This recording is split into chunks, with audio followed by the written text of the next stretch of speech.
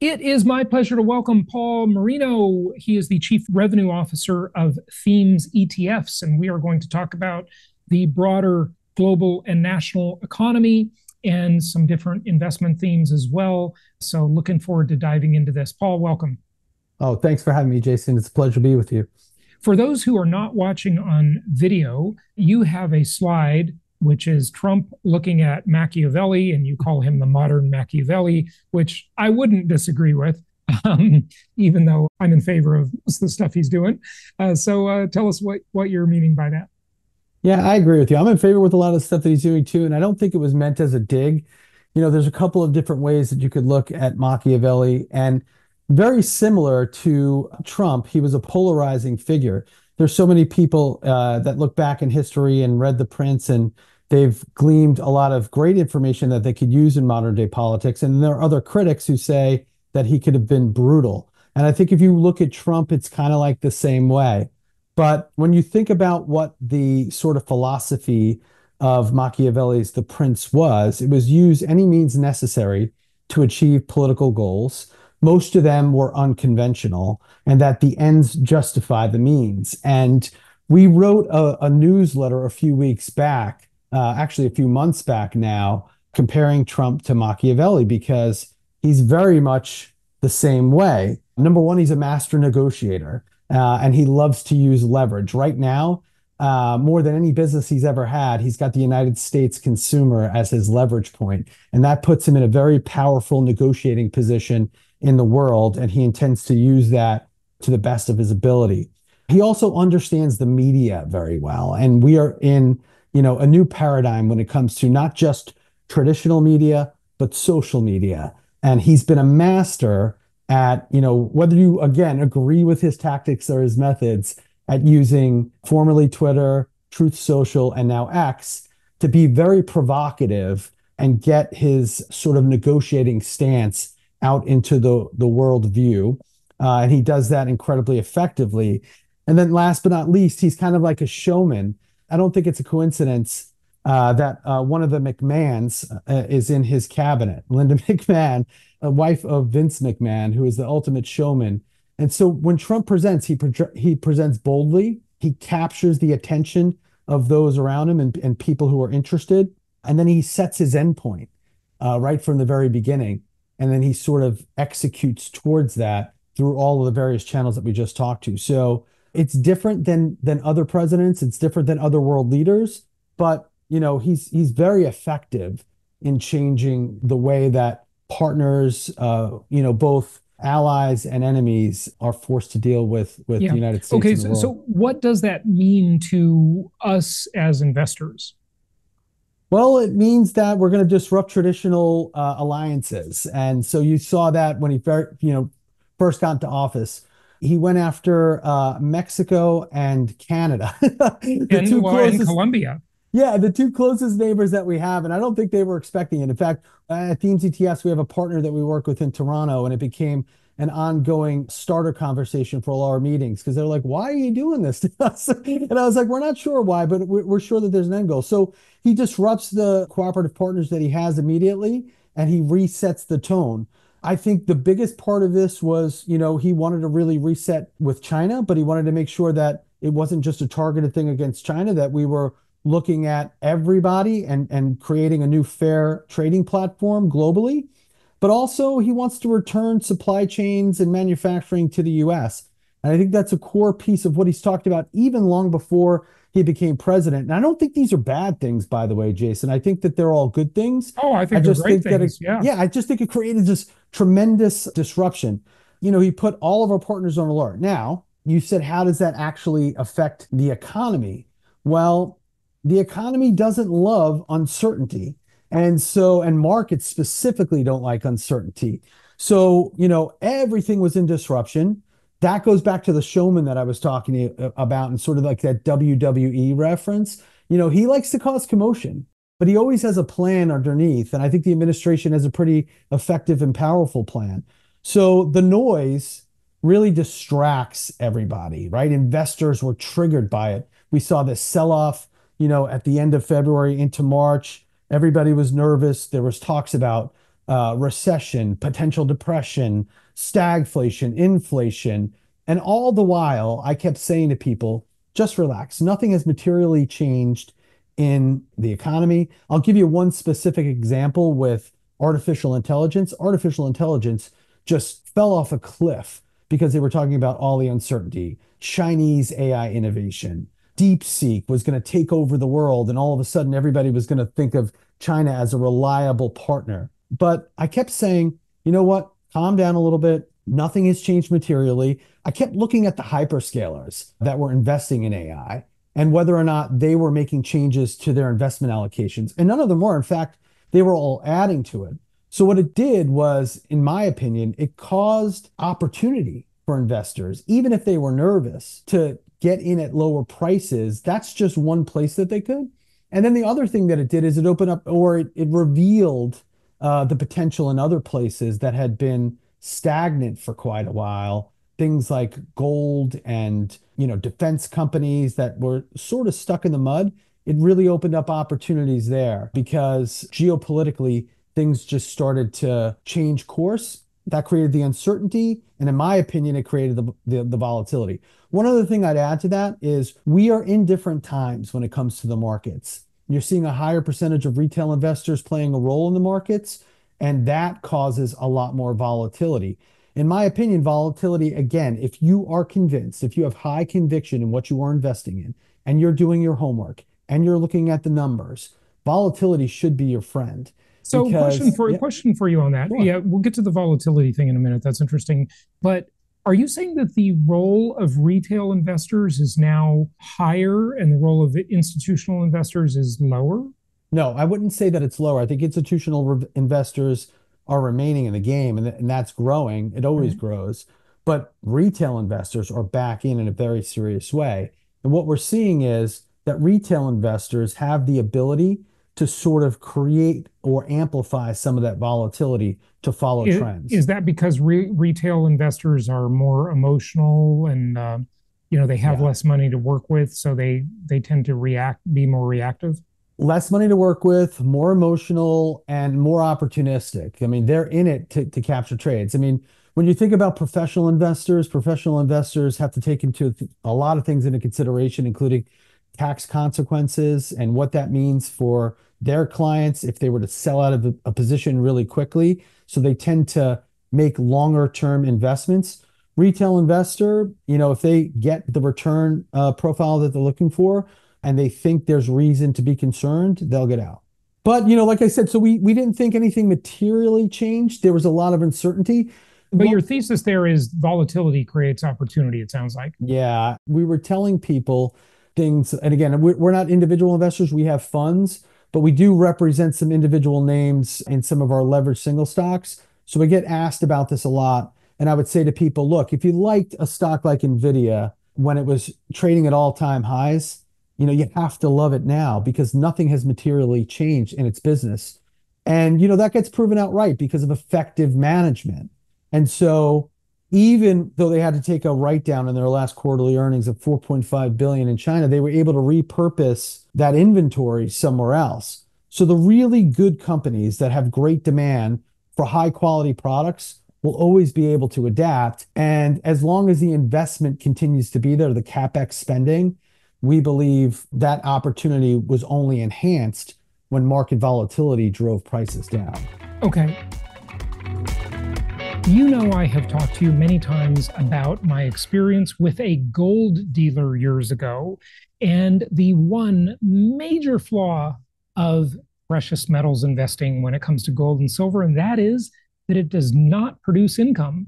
But what if you could make gold and silver work for you just like your income property?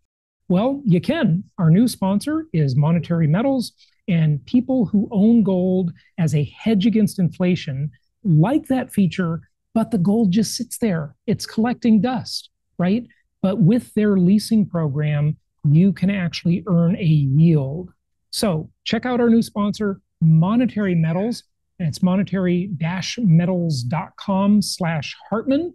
And you can learn more about this opportunity. Instead of paying to store your metal, you can now get paid to own it, earning passive income paid in more ounces of real physical gold every single month. With monetary metals, you can earn up to 4% in their leasing program immediately upon funding your account. Yields are paid monthly in ounces of physical gold or silver, which you can get in addition to any price appreciation from your gold and silver over the holding period. Fund your account with metal you already own or purchase it from them at less than 1% over spot. I liked this product so much, I signed up myself. Gold and silver are a great insurance policy. Again, I never really treated them as an investment. They were just kind of an insurance policy. But now you can earn a return of up to 4% on that insurance policy. So it just got a lot better. Visit monetary-metals.com/Hartman and learn more about this program. So what do you think is going to happen? I mean, are we looking at a recession? Some would argue that we've been in one for a while, but it hasn't been officially declared by the committee, which is so absurd, but that's the way it works. The recession committee, or do you think boom times, or, what do you think? I mean, I know uncertainty freaks people out. I think there are places that you could selectively get into. The US economy is definitely still very, very strong. And I think there was a study that was released by, I think it was the Atlanta Fed last week, that said GDP was tracking close to 4%. So technically, you're not going to get a recession, a technical recession of 2 quarters with negative GDP. So not really thinking about that. I think companies are very strong. I think they have strong balance sheets. I think they're willing to invest. I think we have technological revolution that's happening with AI, not just generative AI, but now agentic AI, robotic AI. So there's so many sectors that give us the ability to grow out of our problems. But I would say the things that scare me more are not tariffs and things like that. I think the thing that scares me more for the future is our ever-growing debt and our ability to service that debt. And I agree that the debt is an issue, but compared to what? Like when you look at Trump's big beautiful bill, just hilarious. That's the name of it. Country really can handle more debt pretty effectively if it is an investment. I mean, you go back to Reagan, right? And, he destroyed the Soviet Union and piled up a lot of debt doing that. I consider that to be an investment, okay? As long as it's not spent on wasteful welfare programs and so forth. I use debt and I make a lot of money with debt. I love debt. I always say it's my favorite 4-letter word, but that's investment grade debt. It's not consumer debt, obviously, right? Welfare spending and things like that, wasteful spending without Doge looking things over is consumer debt, right? Versus investment. You use debt to make money. Corporations use debt to make money. The unfortunate thing about governments is they really don't ever make money. Like and they never pay off their debt. The way their version of making money is grow the economy. Right. So. But I think, like I said, the thing that worries me about the debt is that there's no end to it and that we can't get out of deficit spending. And now our deficits, they're not in the billions anymore. They're not in the tens of billions. They're in the trillions of dollars. And I don't even think people can actually understand what $1 trillion is. I know. And we've all seen those graphics illustrating what $1 trillion is. It's a lot. Okay. But, people were freaking out about debt when it was in the hundreds of millions and then the billions. If you look at, I always say compared to what? You look at history, right? And you look back on these articles of all of the prognosticators and the experts of the time, the economists of the time, freaking out. Oh my God, we're running a $700 million deficit. That's like chicken feed nowadays, right? But of course, that's compared to the GDP at the time, to be fair. Well, it's also based on the fact that the US is the world's currency. Right. And can get away with print dollars and we can get away with that. Right. And I think that there was some trepidation around the fact that there are many, many countries around the world that don't want that to happen into the future. And I think this administration is very much on top of that. I think that's top of mind for them. And I don't see that as a concern today. But I would also bring up something else that I do think that's going to lead to, oddly, at least in the short term, a lot of pressure to lower interest rates. And Trump is pressuring Powell like crazy. he's pressuring him. I don't think it's going to affect Powell at all. I don't think Yeah. Powell wakes up in the morning thinking about that. And I think, Well, to a Powell certain is extent, just he was doing it almost looking despite forward Trump to the now. fight. He's just doing it despite Trump.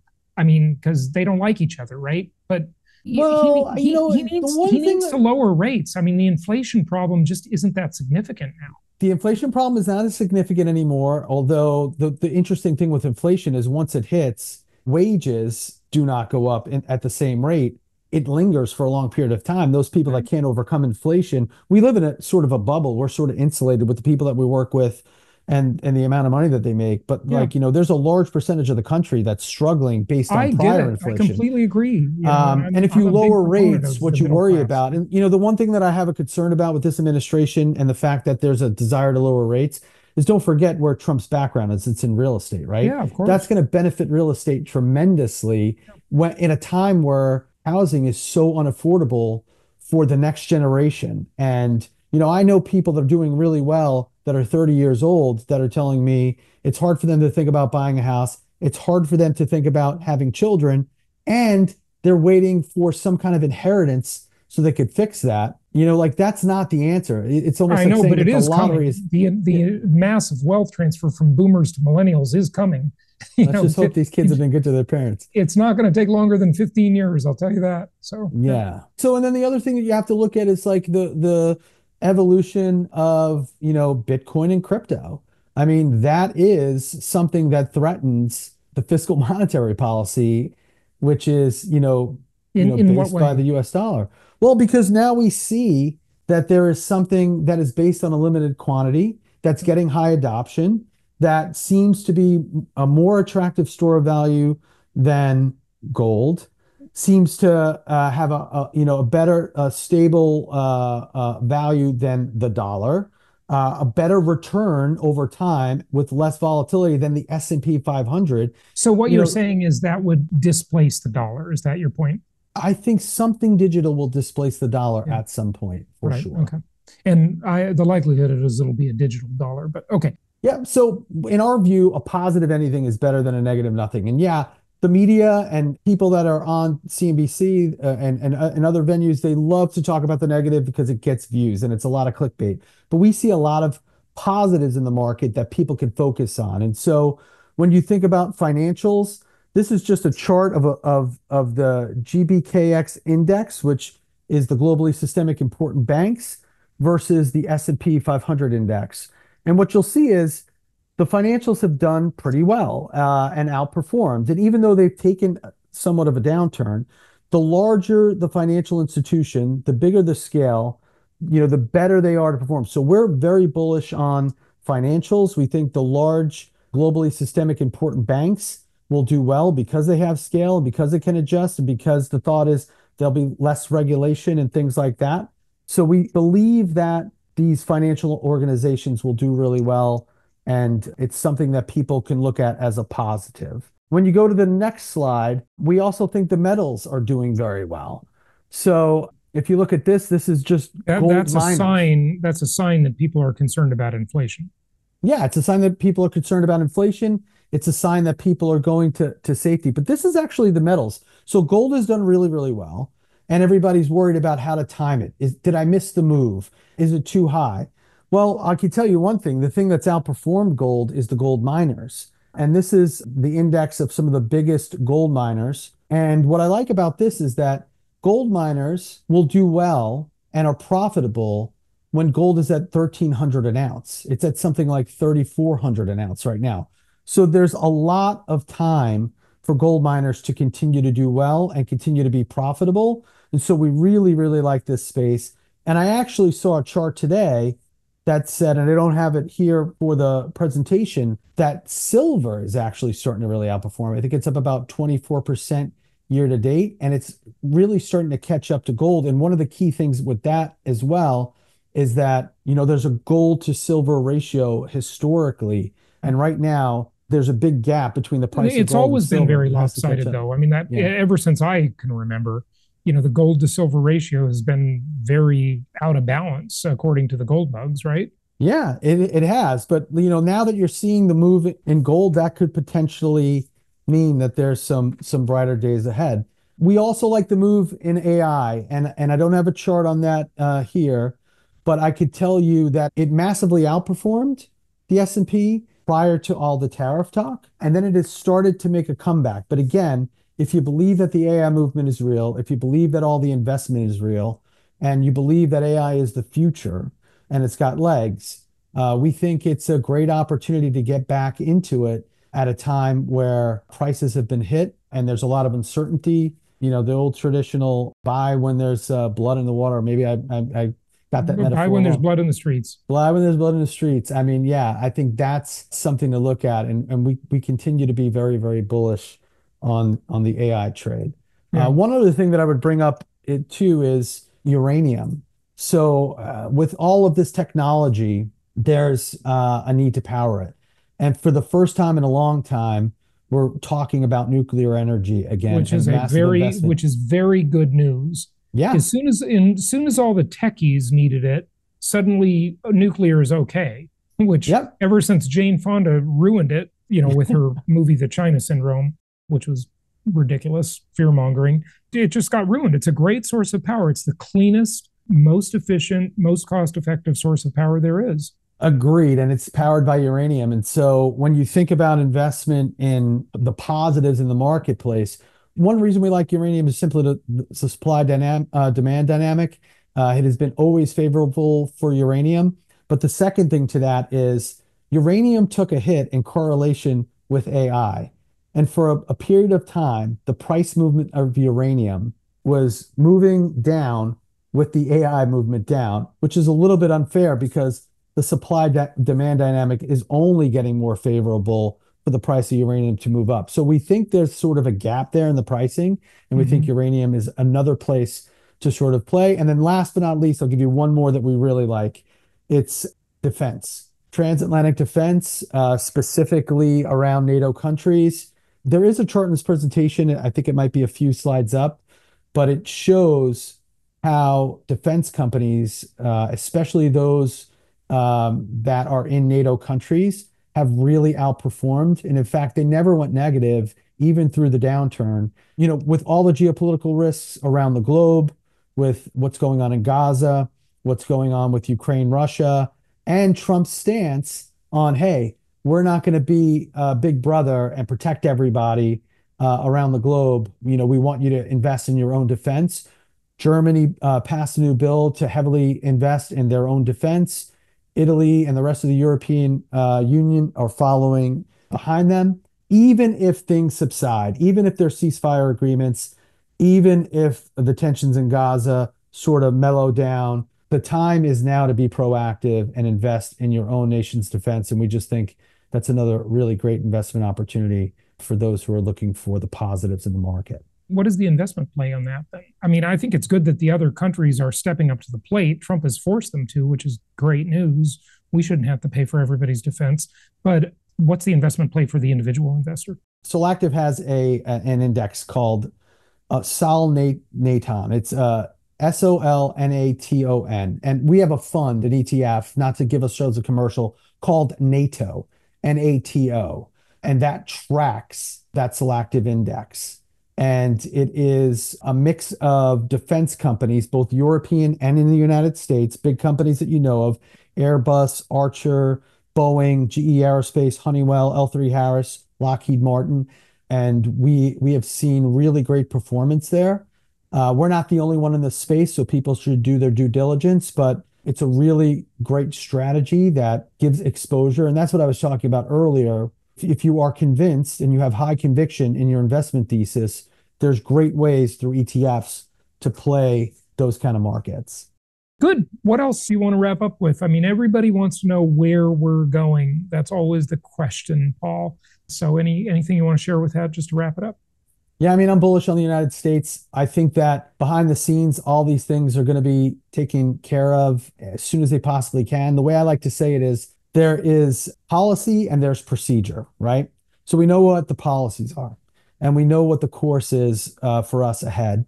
And I think that's going to result in better partnerships with our allies and better trade agreements for the United States that's going to benefit all the things that I talked about, bringing manufacturing back, shoring up the supply chains and making sure that we have more in line, fair trade agreements with our partners. And I also think it's going to shine a light on China. I think it's going to diminish China's role in the world. And I think that's exactly what Trump wants to do. And so I think once this is all settled and we get past all the procedural, maybe missteps that have been taken and all the rulings by courts, he'll execute. I have no confidence in that this administration will execute. And I think we get back to more certainty, more fair trade agreements. And I think I'm bullish on the United States for the foreseeable future. I don't think we go into recession.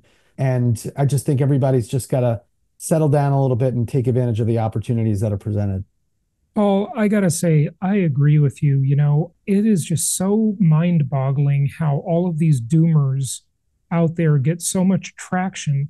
We are living in the most amazing time in history. Mm-hmm. This is the time that our ancestors dreamed of. We're here. We've arrived. Yeah. This is it. And it's incredible. The innovations that are taking place, new technologies that are just appearing daily are mind-boggling. We're moving toward a place where billions of robots are going to be doing all of the hard work for us. Cars are going to be driving us around, transporting us automatically while we take a nap. It's just an incredible time. The amount of wealth that is going to be created will just boggle the mind. And to think that very soon you will be able to have a personal robot to take care of everything that you need to in your home, make your bed, clean your house while you get in we're not a talking about rich robotic car. I know.